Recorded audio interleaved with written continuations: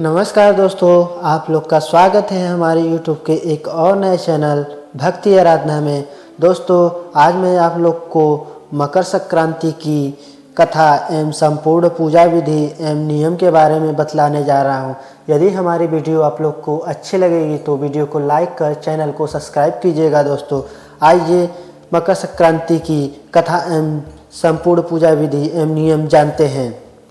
मकर संक्रांति पे सूर्य देव धनु राशि से अपनी राशि मकर राशि में प्रवेश कर जाते हैं, क्योंकि भगवान सूर्य 9 ग्रहों के राजा हैं। भगवान सूर्य के हम प्रतिदिन साक्षात दर्शन कर सकते हैं।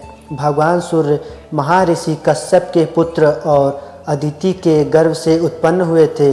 अदिति के गर्भ से उत्पन्न होने के कारण इनका नाम आदित्य भी है। मकर संक्रांति की कथा पूर्व काल की बात है। राजा परुवाहन महोदयपुर में राज्य किया करते थे। वह राजा बड़ा धर्मात्मा, दयालु, गौ ब्राह्मण और अतिथियों का बहुत ही सम्मान किया करते थे।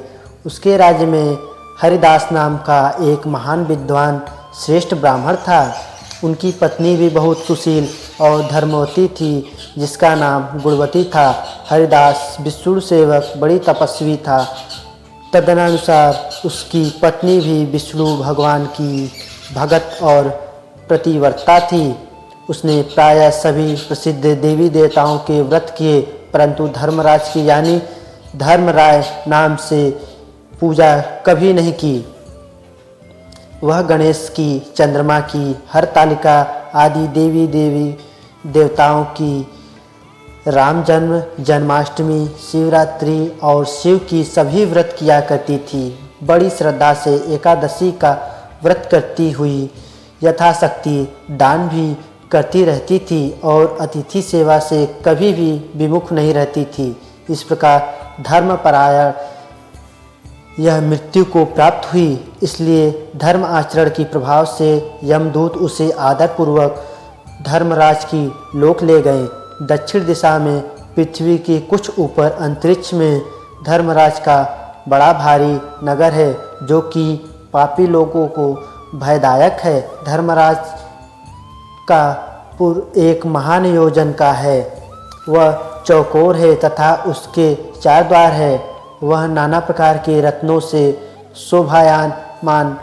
उसमें कई मनुष्य जो कि पुण्य भोगने को गए हैं निवास करते रहते हैं। स्थान स्थान पर गीत सुनाई दे रहा है और बाजे भी बज रहे हैं। उस नगर की 7 कोट हैं। उसके बीच में महा सुंदर धर्मराज का मंदिर है। वह रत्नों का बना हुआ है और अग्नि, बिजली और वहाँ सूर्य की समान चमक रही है। उसके दरवाज़ों की पेड़ियाँ स्फटिक मणि की है। हीरो के कनियों से आंगन चमक रहा है। उसके माध्यम से अनुपम सुंदर सिंहासन पर धर्मराज भगवान विराजमान हैं। उनके पास चित्रगुप्त जी का स्थान है, जो कि मृत प्राणियों के प्राण पूर्ण का लेखा भगवान धर्मराज को सुनाया करते हैं। धर्मराज के दूत धर्मवती को वहां ले गए।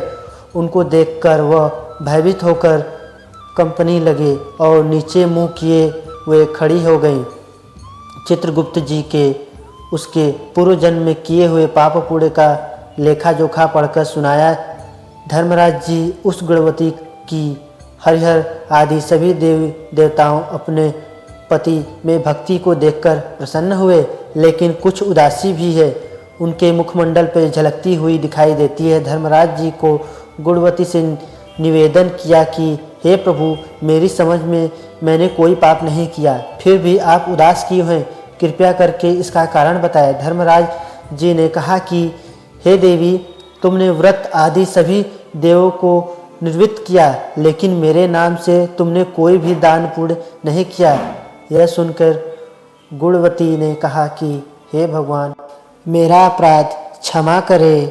मैं आपकी उपासना नहीं जानती थी। अब आपकी कृपा करके कोई उपाय बताइए जिससे मनुष्य आपकी कृपा के पात्र बन सके।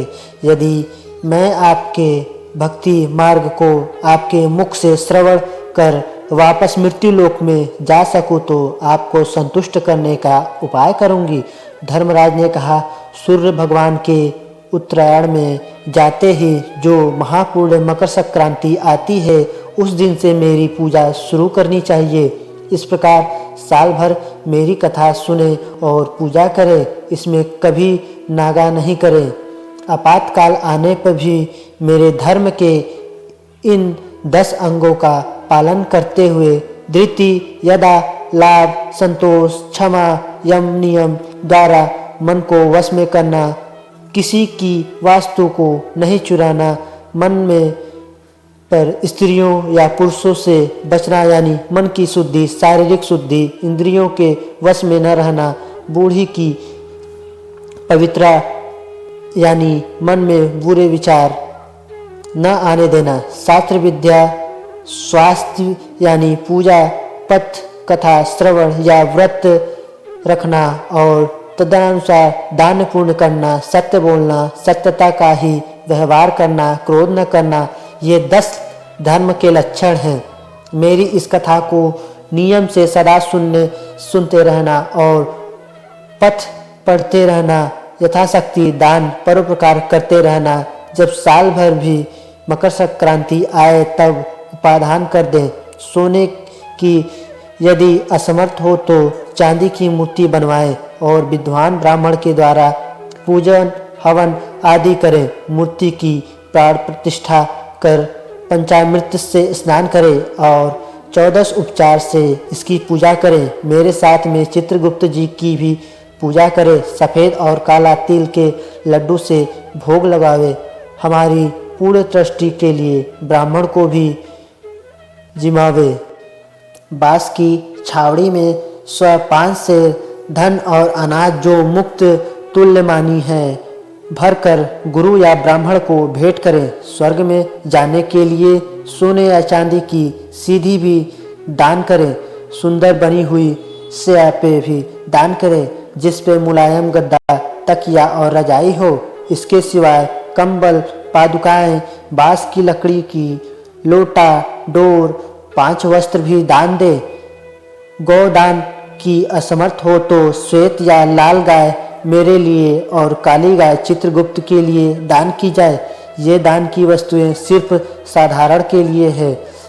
धनवान व्यक्ति भी दे तो भी अच्छा है। गुणवती ने भगवान से यह सब प्रार्थना की, हे प्रभु, यदि ऐसी बात है तो मुझे यमदूतों से छुड़ाकर फिर से संसार में भेजिए, जिससे मैं आपकी कथा का प्रचार कर सकूं।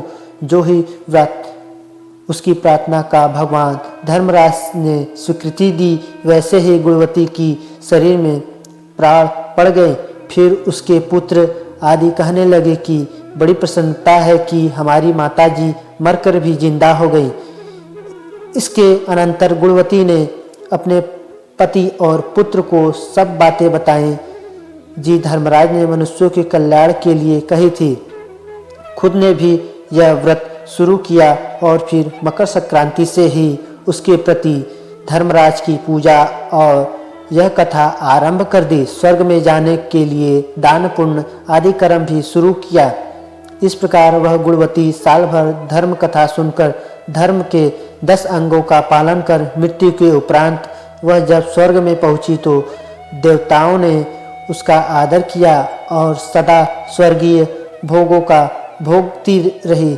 सूर्य जी महाराज ने सभी मनुष्यों से कहा कि हे मुनियों, जो इस धर्मराज व्रत कथा को प्रतिदिन सुनते हैं वह दुखों से मुक्त हो जाते हैं और इसमें कुछ भी संशय की बात नहीं है।